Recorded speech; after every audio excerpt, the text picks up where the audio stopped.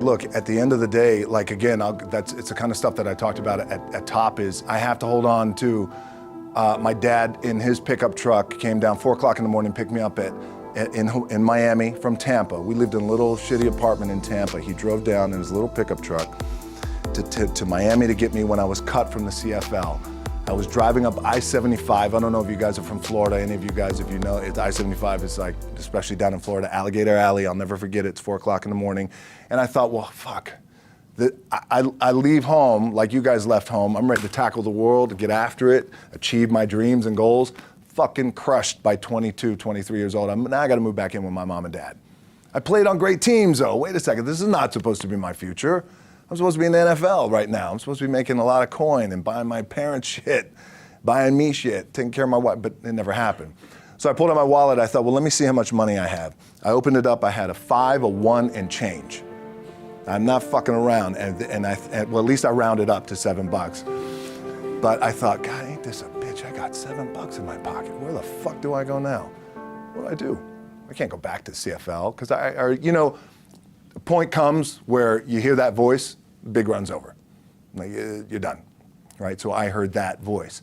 So as Coach was saying, man, I hold on to that shit. I'm telling you, my back is up against this motherfucker. We laugh, we joke, we have a good time. Press is always fun to do. Sometimes you gotta make it fun. That's another thing. You gotta do your best to make press fun if you can. But my back is still up against this motherfucker. I do not forget it.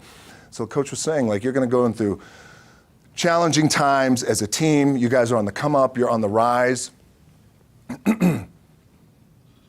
What this also helps me do, and again, it works for me, is at some point, you gotta be fucking tired of not being number one. You have to be, and you gotta fucking play angry, and I play angry. Now, I'm cool and calm with my approach, and when I step out on my field, which is a set, or, you know, like, there's some, and you're always gonna have haters, and haters are like, well, God damn, man, how many movies are you gonna make, or how much shit are you gonna do? Like, you do a lot of shit. I say, yes, it's my ambition. Of course, why not? I could do it, yeah. I love what I do. And not only that, but in what world do we not work every day? It doesn't mean, it's just like you guys in the off season. You gotta work every fucking day. It doesn't end. My back is up against this thing, you know, and I started to play angry, by the way, and I still play angry.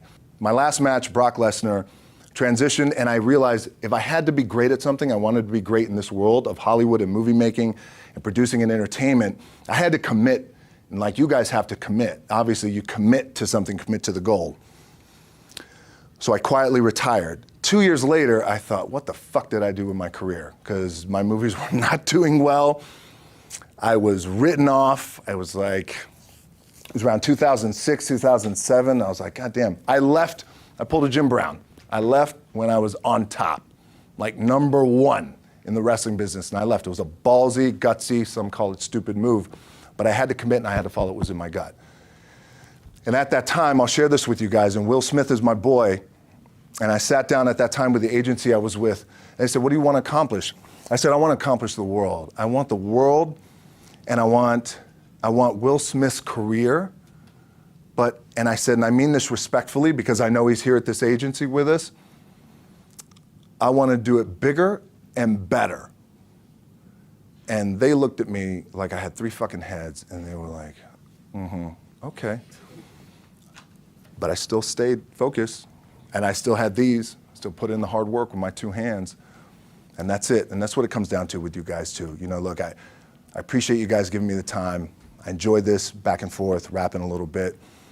But the one thing I do want to leave you with is, as you guys know, there's nothing you can't accomplish. You're gonna go on, you're gonna become world champions.